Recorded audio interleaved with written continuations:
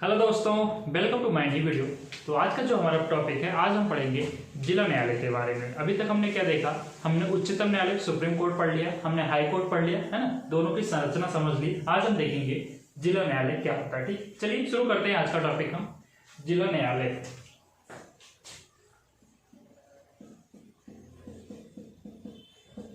जिला न्यायालय को ही अधीनस्थ न्यायालय भी कहा जाता है। ठीक है, तो आप ध्यान रखिएगा, अधीनस्थ न्यायालय।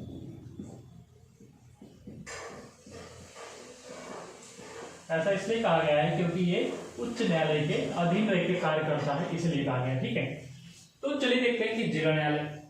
तो जो हमारा सबसे पहला पॉइंट आता है कि जो जिला न्यायालय है उसमें जो न्यायाधीश होते हैं उनकी नियुक्ति किस प्रकार से की जाती है और किसके माध्यम से होती है। तो हम पहले यहीं से शुरू करेंगे कि जिला न्यायालय के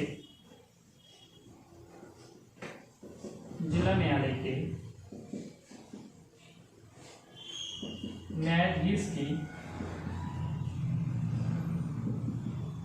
नियुक्ति। तो हमारे संविधान में जिला न्यायालय के न्यायाधीश की नियुक्ति के लिए एक आर्टिकल दिया गया है, आर्टिकल 233। ठीक है, आर्टिकल 233 में जिला न्यायालय के न्यायाधीश की नियुक्ति के बारे में लिखा गया है। तो आइए देखते हैं कि आर्टिकल 233 क्या कहता है। तो जिला न्यायालय के न्यायाधीश की नियुक्ति पहले कौन करता है, तो हमारे राज्यपाल के माध्यम से होता है, राज्यपाल के द्वारा होता है। इसको आप ध्यान रखिएगा, आप राष्ट्रपति लिख के मत आइएगा, राज्यपाल के द्वारा ही होता है। ठीक है, जैसा हमने देखा था उच्चतम न्यायालय में किसके माध्यम से हो रहा था, तो जब मेन जो हाई कोर्ट के जज थे उनके लिए कौन कर रहा था, तो नियुक्ति तो राज्यपाल ही करता है। तो यहाँ पे भी जिला न्यायालय की भी न्यायाधीश की नियुक्ति राज्यपाल के द्वारा कराई जाती है। ठीक है, अब बात आती है, ठीक है, नियुक्ति क्या देख के करता है। अगर ये नियुक्ति कर रहा है राज्यपाल, किसी भी व्यक्ति या कोई भी वकील उसकी अगर नियुक्ति न्यायाधीश के रूप में कर रहा है, तो कुछ तो उसके अंदर गुण देखता होगा, क्या योग्यता होनी चाहिए किसी भी व्यक्ति को एक जिला न्यायालय का न्यायाधीश बनने के लिए।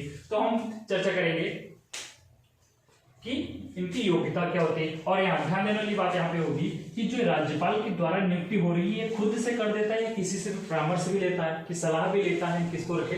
तो हाँ, ये तो सलाह लेता है, जैसे मैंने बताया कि ये अधीनस्थ न्यायालय है कि हाई कोर्ट के अधीन होकर कार्य करता है, तो ये हाई कोर्ट की सलाह लेता है। ठीक है, हाई कोर्ट से परामर्श लेके ही किसी का नियुक्ति किया जाता है, राज्यपाल नियुक्ति करता है, हाई कोर्ट परामर्श देता है कि किस व्यक्ति को आप न्यायाधीश बनाइए, तब जाके राज्यपाल उसकी नियुक्ति कर देता है।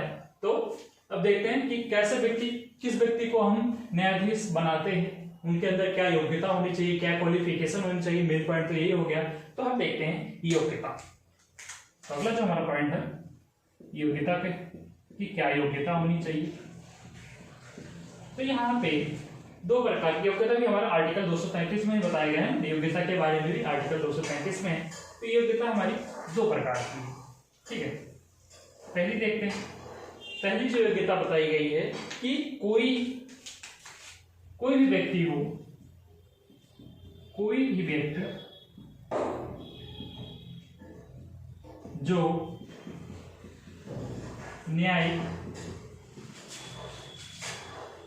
न्यायिक सेवा में रहा हो, जो पहले से, ठीक है, जो पहले से मतलब बहुत पहले से, आप मानिएगा 1-2 साल नहीं, करीब 5 साल मिनिमम 5 वर्ष आप लिख लीजिएगा, कि कोई भी ऐसा व्यक्ति होगा जो नियुक्त किया जाता है, कोई भी ऐसा व्यक्ति होता है जो पहले से ही न्यायिक व्यवस्था में या न्यायिक सेवा में क्या लगा रहता है या सेवा में रहता है, न्यायिक व्यवस्था से जुड़ा हुआ रहता है, उसे ही राज्यपाल क्या करता है, नियुक्त करता है। तो ये तो पहला हो गया योग्यता।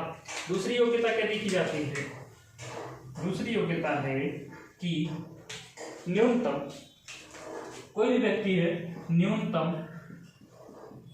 7 वर्ष वकालत किया हो।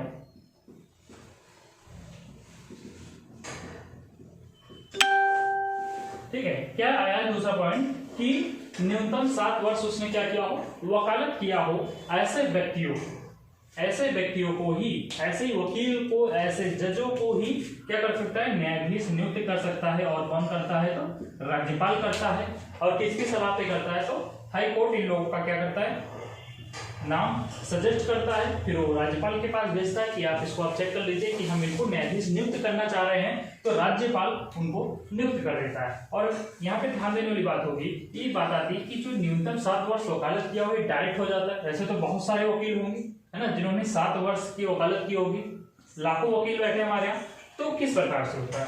तो जो हमारे आपने सुना होगा स्टेट पीसीएस होता है ना, जिस प्रकार से स्टेट पीसीएस क्या लेता है, इनका एक पेपर लेता है, पेपर कराया जाता है, एक फॉर्म आता है, ठीक है,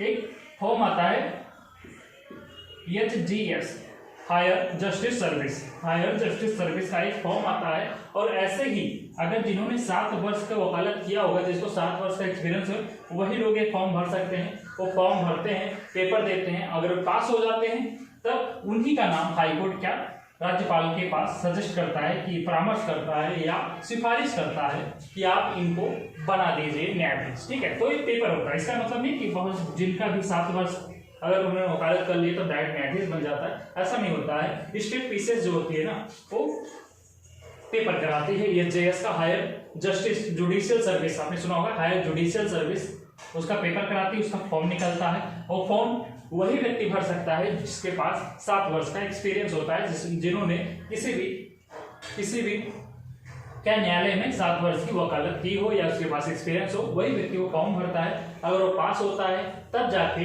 हाई कोर्ट उनका नाम रिकमेंड करती है राज्यपाल के पास कि आप इसको न्यायाधीश आप नियुक्त कर लीजिए, ठीक है। तो ये योग्यता होगी कि जिला न्यायालय के न्यायाधीश की नियुक्ति किस प्रकार से होती है। ये तो हम देख लें कि जिला न्यायालय के न्यायाधीश की नियुक्ति। अब देखते हैं अन्य जज जो अन्य न्यायाधीश होते हैं उनकी नियुक्ति किस प्रकार से होती है, ठीक है। तो आप इसको ध्यान रखिएगा, न्यायाधीश की नियुक्ति में हमारे अनुच्छेद 233 में इसके बारे में बताया गया है। तो आर्टिकल भी आप ध्यान रखते हुए चलिएगा, है ना, पूछा जाता है आर्टिकल, ध्यान रखिएगा। आज हम मेनली 3 आर्टिकल के बारे में चर्चा करने जा रहे हैं, तो आप तीनों आर्टिकल को ध्यान में रखते हुए चलिएगा, ठीक है। जो हमारे अन्य न्यायाधीश, अब देखेंगे अन्य न्यायाधीश की नियुक्ति। तो जो ये हमारा अन्य न्यायाधीश है, यह हमारे संविधान में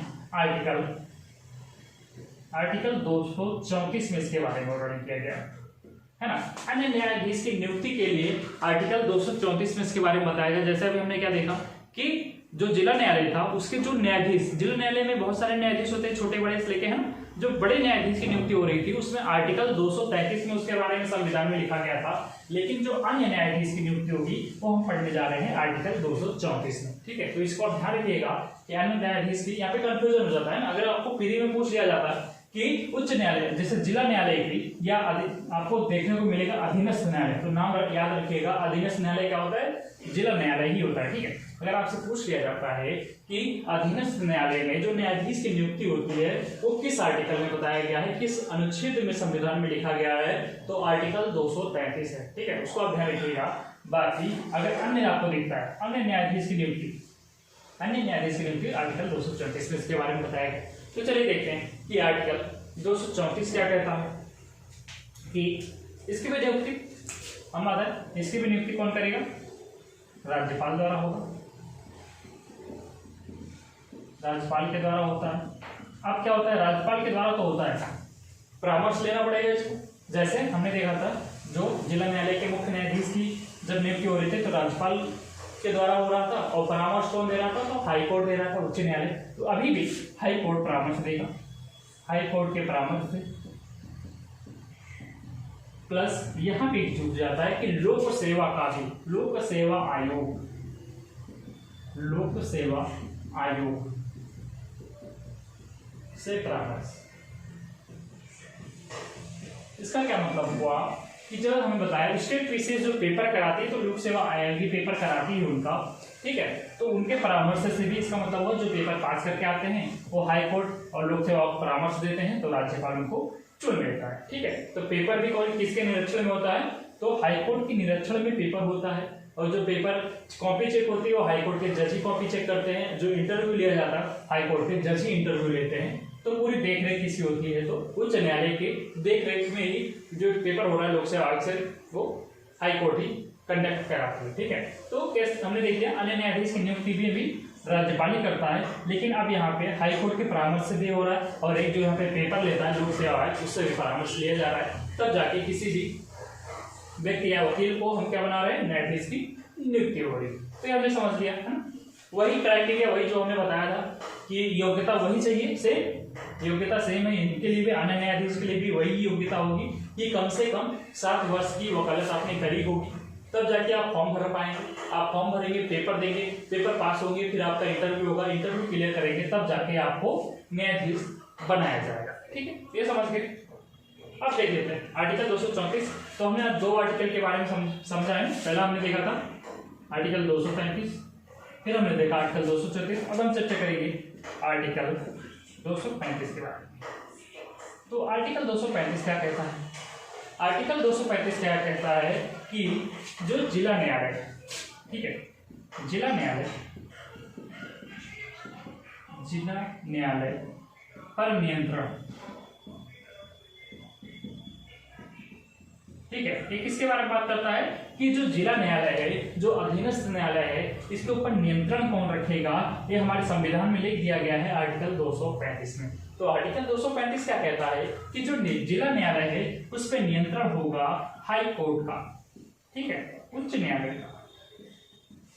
जैसा हमने शुरू में बताया अधीनस्थ न्यायालय इसका नाम है, तो हाई कोर्ट इससे पूरी तरह से नियंत्रण रखता है। जो भी अगर हाई कोर्ट ने जो भी निर्णय दे दिया वो इनके लिए बाध्यकारी होता है, जिला न्यायालय के लिए वो जो भी काम इनको करने को देगा इनको करना ही पड़ता है, जो भी निर्णय सुनाता है इनको मानना ही पड़ता है। ठीक है, तो नियंत्रण हमने देख लिया और इसमें किसमें लिखा गया है, आर्टिकल 235 में इसके बारे में चर्चा की गई है। तो आई होप आपको समझ में आया होगा। जिला न्यायालय की संरचना हमने ज़्यादा बड़ी नहीं थी, जैसे हमने सुप्रीम कोर्ट के लिए पढ़ा इतनी बड़ी नहीं है, कि सुप्रीम कोर्ट की तो बहुत बड़ी होगी क्योंकि वो सबसे बड़ा कोर्ट है हमारा। फिर हमने हाई कोर्ट पढ़ा, हाई कोर्ट में भी बहुत ज़्यादा चीज़ें हमने पढ़ी, लेकिन जो हमारा जिला न्यायालय था ये बहुत छोटा था, छोटा सा टॉपिक था, हमने इसको समझ लिया संरचना किस प्रकार से हो रही है। ठीक है, ये आप समझ चुके हैं। तो आई होप आज का वीडियो आपको पसंद आया होगा। अगर आपको वीडियो अच्छी लगी हो, समझ में आया हो, तो आप इसको लाइक कर दीजिएगा, चैनल को आप सब्सक्राइब कर लीजिए और अपने दोस्तों के साथ जरूर शेयर कीजिए। मिलते हैं कल नेक्स्ट वीडियो में। Thank you guys.